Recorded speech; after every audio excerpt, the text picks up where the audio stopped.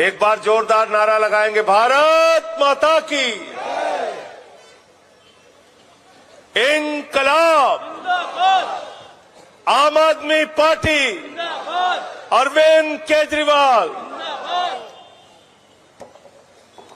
साथियों और दोस्तों, मंच पे बैठे हुए हमारे सभी सम्मानित नेतागण, नाम लूंगा तो बहुत वक्त जाएगा। एक ही बात कह सकता हूं, इस 13 दिन की यात्रा में आपके साथ एक भावनात्मक रिश्ता बना है जो जीवन भर कायम रहेगा, इस बात का यकीन दिलाना चाहता हूं। मैंने देखा 70 साल के बुजुर्ग हमारे साथ यात्रा में चल रहे थे। मैंने देखा हमारा एक साथी जिसके पैर में चप्पल नहीं थी, वो इस यात्रा में मेरे साथ चल रहा था। हमने देखा 13 दिन तक लोगों की दिन रात सेवा कर करके हमारे साथियों ने इस यात्रा को सफल बनाया। मैं सबका सर झुका के अभिनंदन करता हूं, आपका वंदन करता हूं। आपने संदेश दिया है उत्तर प्रदेश से कि जब सत्ता बेलगाम हो जाए, तानाशाह देश के ऊपर राज करता हो, तानाशाह उत्तर प्रदेश में राज करता हो, तो अपने घरों में हम चुपचाप नहीं बैठेंगे, सड़क पर उतरेंगे, लड़ेंगे और जीतेंगे। आज मैं प्रयागराज की ऐतिहासिक धरती पर हूं। यह किसकी जमीन है? यह जमीन है शहीद चंद्रशेखर आजाद की, जिन्होंने कहा मैं अंग्रेजों की गोली से नहीं मरूंगा, अपनी गोली से भारत माता के लिए अपने प्राणों की आहुति दूंगा। कल्पना कीजिए उनके बलिदान के आगे हमारा योगदान कितना छोटा है। कल्पना कीजिए ये प्रयागराज की जमीन, जहां के इलाहाबाद विश्वविद्यालय का ऐसा स्वर्णिम इतिहास है कि इस विश्वविद्यालय से देश के राष्ट्रपति भी निकले, देश के प्रधानमंत्री भी निकले, कई राज्यों के मुख्यमंत्री निकले और अपने ही नहीं, नेपाल के भी प्रधानमंत्री इसी विश्वविद्यालय से निकले। कल मेरा मन बहुत गदगद हुआ जब छात्रों ने, नौजवानों ने घरों से निकलकर इस यात्रा का स्वागत किया, इस मुद्दे का समर्थन किया, क्योंकि मैंने पहला नारा दिया रोजगार दो, दूसरा नारा है सामाजिक न्याय दो। और जिस इलाहाबाद प्रयागराज की धरती पर मैं खड़ा हूं, उस इलाहाबाद विश्वविद्यालय का इतिहास यह है कि उस इलाहाबाद विश्वविद्यालय को पूरब का ऑक्सफोर्ड कहा गया। देश भर में आप किसी भी प्रांत में चले जाइए, इलाहाबाद विश्वविद्यालय के आपको आईएएस मिलेंगे, आपको आईपीएस मिलेंगे, आपको केंद्र सरकार में सेक्रेटरी मिलेंगे, बड़े बड़े पदों पे इस विश्वविद्यालय के लोग मिलेंगे। लेकिन अफसोस है कि आज उस इलाहाबाद विश्वविद्यालय के छात्र को चीफ डॉक्टर लाठियों से पीटने का काम करता है। शर्म आती है। इसके खिलाफ हम लोग लड़ाई लड़ने का काम करेंगे, ये यकीन दिलाना चाहता हूं नौजवानों। और अपने इतिहास को याद कर लेना। हम लोग तो नारा लगाते थे, जिस ओर जवानी चलती है उस ओर जमाना, जिस ओर जवानी चलती है उस ओर जमाना। और क्या हो रहा है यहां पे? विश्वविद्यालय में 400% फीस बढ़ा दी गई। 400%। जरा कल्पना कीजिए, 400% फीस, हर चीज की फीस बढ़ा दी गई। छात्र संघ की बात कीजिए, तो कहते हैं छात्र संघ बहाल करेंगे तो गुंडागर्दी बढ़ जाएगी, छात्र संघ बहाल करेंगे तो अराजकता फैल जाएगी।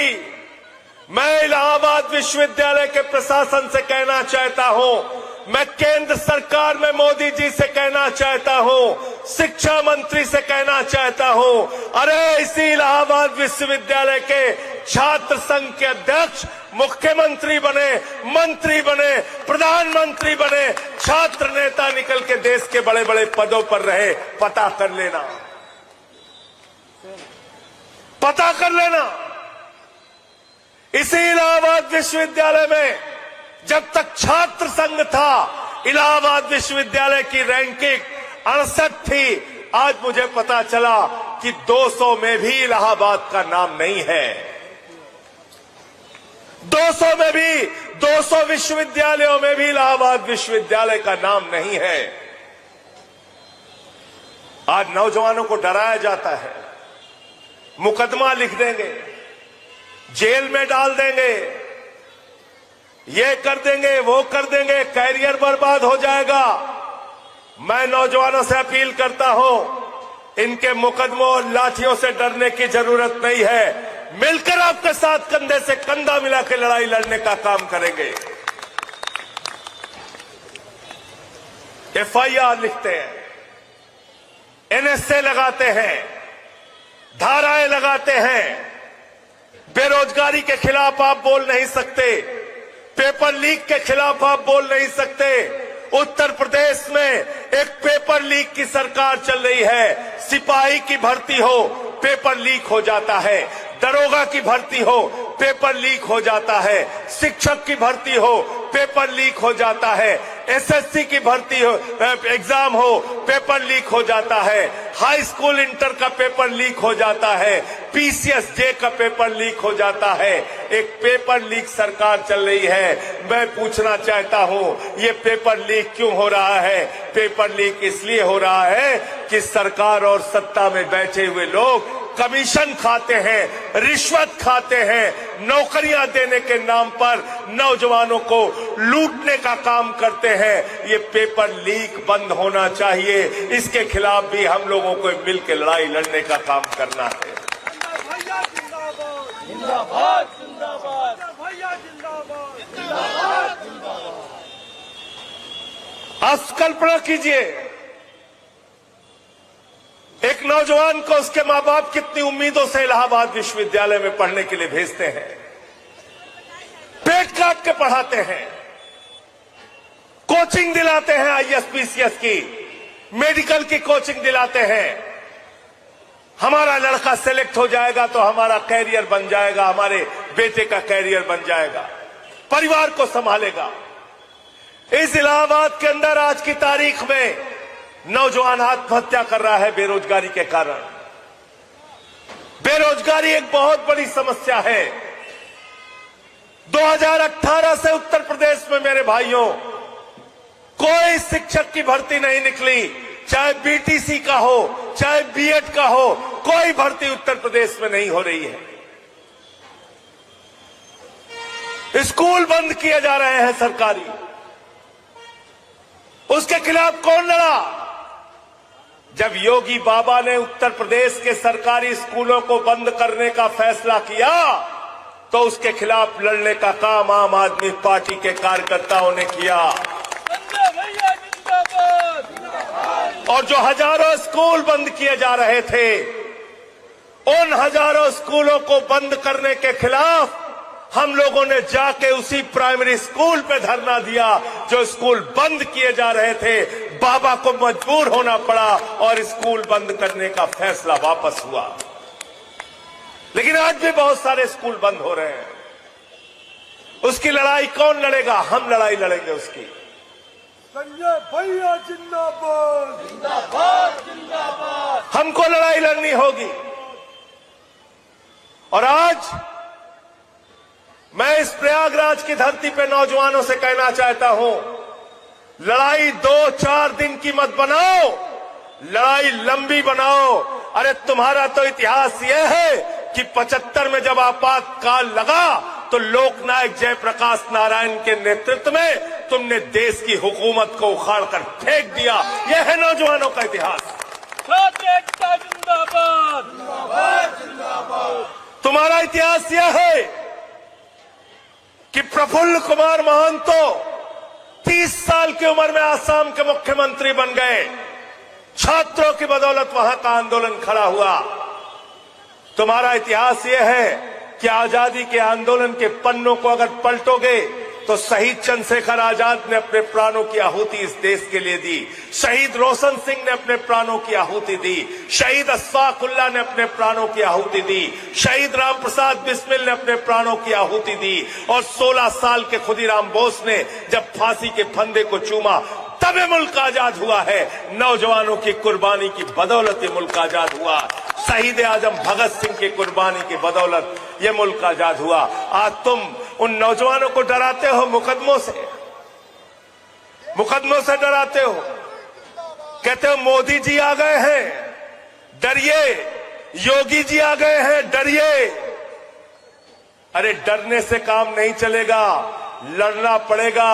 जीना है तो मरना सीखो, कदम कदम पे लड़ना सीखो। लड़ना पड़ेगा आपको अपने अधिकारों के लिए, लड़ना पड़ेगा आपको रोजगार के लिए। आपको क्या मिल रहा है और अडानी को क्या मिल रहा है, कभी जरा सोचो। अभी मैं बिहार गया था, 1 रुपए में अडानी को 1050 एकड़ जमीन सरकार ने दे दिया। कितने में? 1 रुपए में कितनी जमीन दिया? और उस जमीन पे 10 लाख पेड़ लगे थे आम और लीची के। एक आम खरीदने जाओगे तो 1 रुपए में नहीं मिलेगा, लेकिन अडानी को 10 लाख आम लीची के पेड़ और 1050 एकड़ जमीन 1 रुपए में मिल जाती है। इसके खिलाफ आपको आवाज उठानी पड़ेगी। नौजवानों, तुम्हारे हिस्से में क्या आ रहा है? तुमको कहते हैं अग्निवीर बन जाओ, 17 साल में सेना ज्वाइन करो, 21 साल में रिटायर हो जाओ।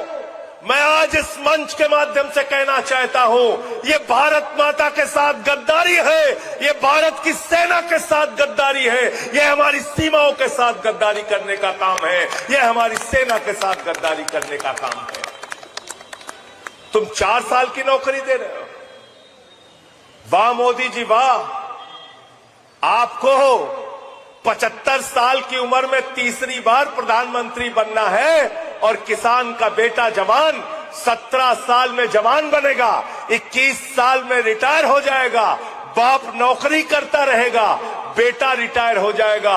ये व्यवस्था हमें मंजूर, ये व्यवस्था हमें मंजूर नहीं है। तो इसके लिए लंबी लड़ाई लड़नी पड़ेगी। आपको तो कहते हैं अग्निवीर बन जाओ बेटा, -50 डिग्री टेम्परेचर में सियाचिन में जाके ड्यूटी करो और +50 डिग्री टेम्परेचर में जैसलमेर में जाके ड्यूटी करो। अग्निवीर बन जाओ, अग्निवीर। लेकिन अमित शाह का बेटा जो जैसा है, जो मोदी का भतीजा है, उसको मोदी जी कहते हैं तुम आईसीसी के चेयरमैन बन जाओ और पाकिस्तान से क्रिकेट करके हजारों रुपए की, करोड़ रुपए की कमाई करो। ये व्यवस्था हमें मंजूर नहीं है, ये तुम्हारा परिवारवाद हमें मंजूर नहीं है। अभी हमारे साथी जिक्र कर रहे थे बिहार का, परिवारवाद के खिलाफ मोदी जी बोलते हैं। आपको पता है कितने मंत्री बने वहां पे? परिवारों के कितने मंत्री बने? कितने मंत्री बने वहां पे? 10 मंत्री बने परिवारों के। कहां गए अनिल झा जी? 10 मंत्री बने परिवारों के। 10 मंत्री अलग अलग बीजेपी के और दूसरी पार्टियों के, एनडीए के परिवारों के। तो सबसे बड़े परिवारवादी हैं। किसी को क्रिकेट बोर्ड में, किसी को कहीं डाल देते हैं।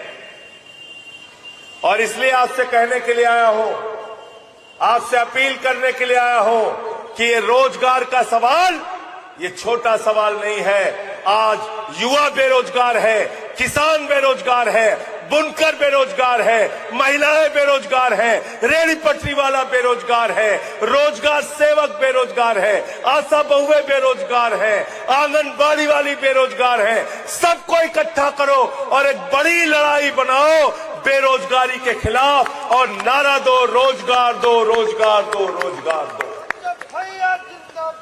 जिंदाबाद जिंदाबाद।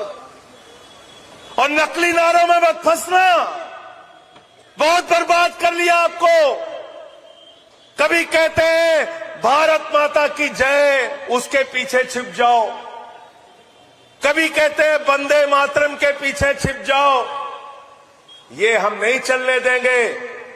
मैं पूछना चाहता हूं मोदी जी आपसे, मैं पूछना चाहता हूं योगी जी आपसे, ये जो हमारा ठेला वाला है, ये जो रिक्शे वाला है, ये जो हमारा मजदूर भाई है, ये जो हमारा किसान है, जिसने संस्कृत की पढ़ाई नहीं की, जो वंदे मातरम नहीं गा सकता, क्या वो देशभक्त नहीं है? अरे वो अडानी से ज्यादा बड़ा देशभक्त है, अंबानी से ज्यादा बड़ा देशभक्त है। श्रम करके, मजदूरी करके वो अपना जीवन चला रहा है, अपने बच्चों का पेट पाल रहा है। नहीं आती उसको संस्कृत में वंदे मातरम का गान करना, उसको नहीं आता है, तो वो देशभक्त नहीं है। आप उसको देशभक्त नहीं मानोगे। आप भारत माता के जय के नारे के पीछे छिपते हो। इनसे कहो बिजली नहीं आती, कहते भारत माता की जय। इनसे कहो नौकरी नहीं मिल रही, कहते भारत माता की जय। इनसे पूछो अडानी को रेल क्यों बेच दिया, कहते भारत माता की जय। इनसे कहो सेल क्यों बेच दिया, कोयला क्यों बेच दिया, गैस क्यों बेच दिया, समुद्र का तट क्यों बेच दिया, एयरपोर्ट क्यों बेच दिया, कहते भारत माता की जय। मैं आपसे कहना चाहता हूं, भारत माता की जय लगा के भारत माता की संपत्ति बेचने वाले भारत माता के कपूत संतान है, सपूत संतान नहीं है। और क्या कहते हैं? कहते हैं जागो हिंदू जागो, जागो हिंदू, जागो हिंदू। ये अनिल झा हिंदू है कि नहीं है? अनिल झा हिंदू है कि नहीं है? ये पवन तिवारी हिंदू है कि नहीं है? ये राजेश यादव हिंदू है कि नहीं है? ये छवि यादव हिंदू है कि नहीं है? ये नीलम यादव हिंदू है कि नहीं है? ये दिनेश पटेल हिंदू है कि नहीं है? ये सामने बैठने वाले सारे ये हिंदू है कि नहीं है? ये नौजवान हिंदू है कि नहीं है? ये नौजवान कहता है हम जाग गए हैं योगी जी, हमको बताओ तुमने सिपाही की भर्ती में घोटाला क्यों किया? जागे हो कि नहीं भाई? जागे हो ना? ये किसान भी हिंदू हैं। ये जागो हिंदू जाग गया।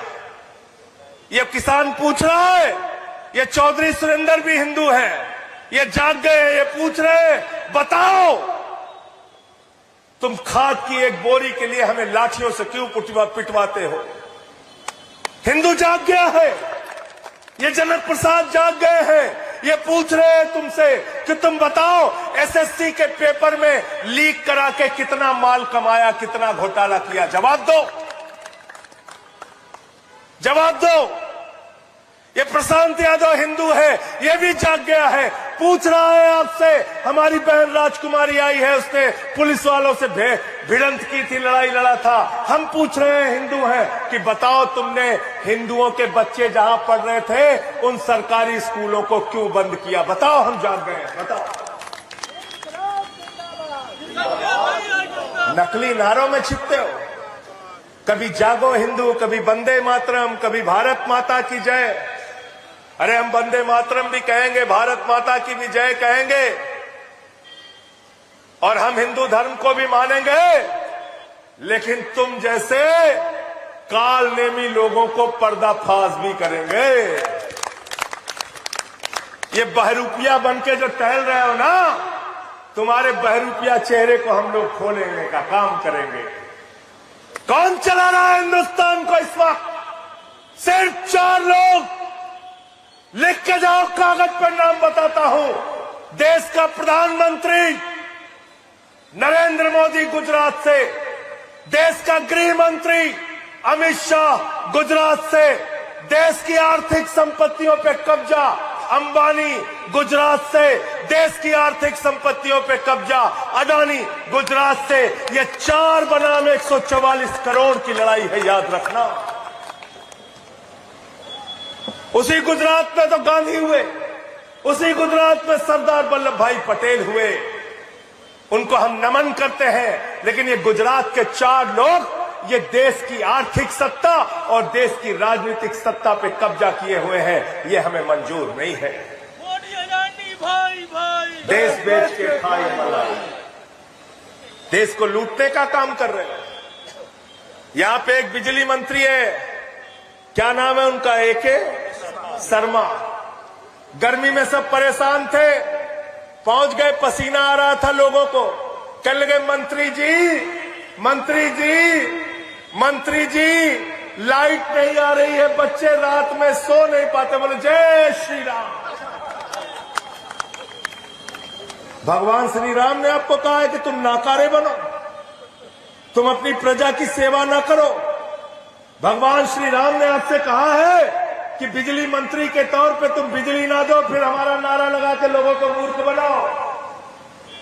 ये झूठे लोग हैं, याद रखना। इसीलिए मैंने इनकी पार्टी का नाम रखा है भारतीय झूठा पार्टी। और एक हमारे प्रधानमंत्री हैं, उनका तो विश्व रिकॉर्ड है झूठ बोलने। जापान जाएंगे, कहेंगे जापान से हमारा पुराना रिश्ता है। चीन जाएंगे, कहेंगे हमारा चीन से पुराना रिश्ता है। बिहार गए, कहने लगे यदुवंश से हमारा पुराना रिश्ता है। बलिया गए, कहने लगे बलिया से हमारा पुराना रिश्ता है। पंजाब गए, कहे हमारा सिखों से पुराना रिश्ता है। ईसाइयों के बीच बोले ईसाइयों से हमारा पुराना रिश्ता है। मुसलमानों के बीच में बोले बोरा कम्युनिटी से हमारा पुराना रिश्ता। सबसे तुम्हारा पुराना रिश्ता है और सबकी जेब काट रहे हो, सबकी जेब काटने का काम कर रहे हो। आज किस प्रकार से सामाजिक भेदभाव फैलाया जा रहा है उत्तर प्रदेश में। एक 70 साल के पासी समाज के बुजुर्ग को पेशाब चटवाई गई, एक कथावाचक का सिर मुड़वा दिया गया, पेशाब पिलाई गई। एक दलित को सोनभद्र में उसके सर पे पेशाब कर दिया गया। एक सीआरपीएफ के जवान को घोड़ी पे नहीं चलने दिया गया। एक हरिओम वाल्मीकि को मॉब लिंचिंग करके हत्या कर दी गई। ये हो रहा है उत्तर प्रदेश में। मुसलमानों का फर्जी इनकाउंटर करते हो, ऐसा समाज हमें नहीं चाहिए। भैया जिंदाबाद जिंदाबाद जिंदाबाद भैया जिंदाबाद जिंदाबाद जिंदाबाद। उनके घरों पे बुलडोजर चलाते हो, उनके मकानों पे बुलडोजर चलाते हो, दुकानों पे बुलडोजर चलाते हो।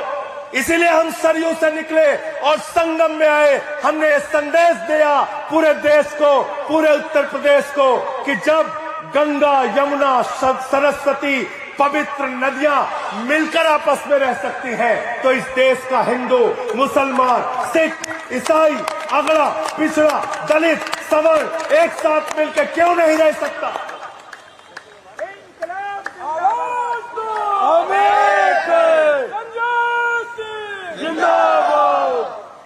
आरक्षण खा जा रहे, बांदा विश्वविद्यालय में आरक्षण खा लिया, लखीमपुर के कोऑपरेटिव बैंक की नौकरी में आरक्षण खा लिया। हमारे यहां अवधि कहते बाप पूत गौनार माई धिया बराती, सब घर वालों को सब कुछ सौंप दिया, सब कुछ सौंप दिया। ये सब हम लोग चलने नहीं देंगे, याद रखना।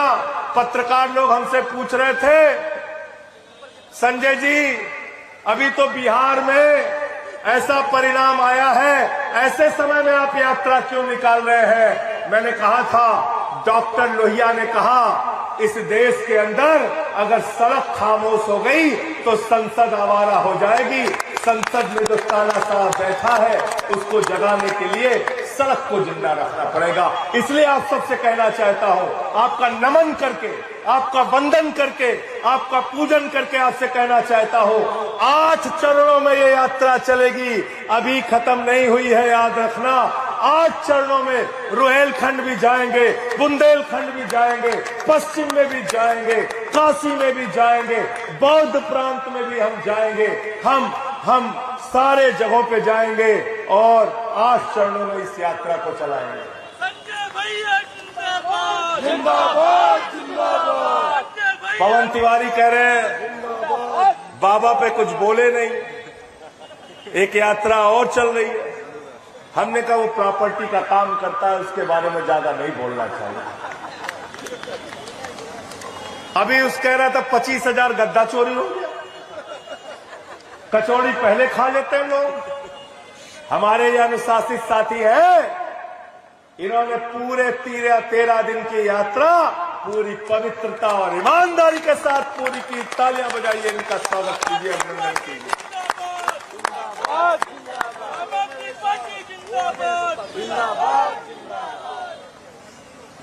कह रहे हिंदू राष्ट्र बनाना है। मैंने कहा ये देश संविधान से चलेगा, बाबा साहब डॉक्टर भीमराव अंबेडकर के संविधान से चलेगा। हमारी बहन श्रद्धा चौरसिया यहाँ पे बैठी है, इसने एक बार कहा था ये देश किसी बाबा के फरमान से नहीं चलेगा, बाबा साहब के संविधान से चलेगा। और उस संविधान में लिखा है कि भारत एक धर्मनिरपेक्ष राष्ट्र है, और अगर ऐसी कोई कोशिश हुई तो कल को कोई सिख राष्ट्र मांगने लगेगा, कोई तमिल राष्ट्र मांगेगा, कोई तेलुगु राष्ट्र मांगेगा, कोई उत्कल राष्ट्र मांगेगा, कोई तेलंगाना राष्ट्र मांगेगा, कोई बंगला राष्ट्र मांगेगा। पवन तिवारी जी कहेंगे हमारा काशी राष्ट्र घोषित हो, हम कहेंगे सुल्तानपुर को राष्ट्र घोषित करेगा, हम वहीं से राष्ट्रपति बन जाएगा। मिर्जापुर पीछे मांगे लाके तुरंत। ये सब नहीं चलेगा, ये देश को तोड़ने और बांटने की कार्रवाई है। इसलिए सारे मजदूर, किसान, नौजवान, हम सब लोग एकजुट होकर एक साथ मिलकर बेरोजगारी के खिलाफ भी लड़ेंगे और सामाजिक भेदभाव के खिलाफ भी लड़ने का काम करेंगे। जिंदाबाद जिंदाबाद। बाकी यात्राओं में साथ चलोगे कि नहीं चलोगे, बताओ? चलोगे कि नहीं चलोगे? तैयार हो ना? मैं अंत में इन्हीं लाइनों के साथ कि अमन बिक रहा है, चमन बिक रहा है, गरीबों के तन का कफन बिक रहा है, बाजारों में बहनों का तन बिक रहा है। यारो बुरा न मानो तो कह दूं, इन बेईमानों के हाथों वतन बिक रहा है, इन बेईमानों के हाथों वतन बिक रहा है। मैं महबूब भाई को बुलाऊंगा, जाएंगे नहीं आप लोग? एक बढ़िया सा गाना सुन के तब जाएंगे। महबूब भाई हमारे कानपुर से बहुत अच्छे गायक हैं।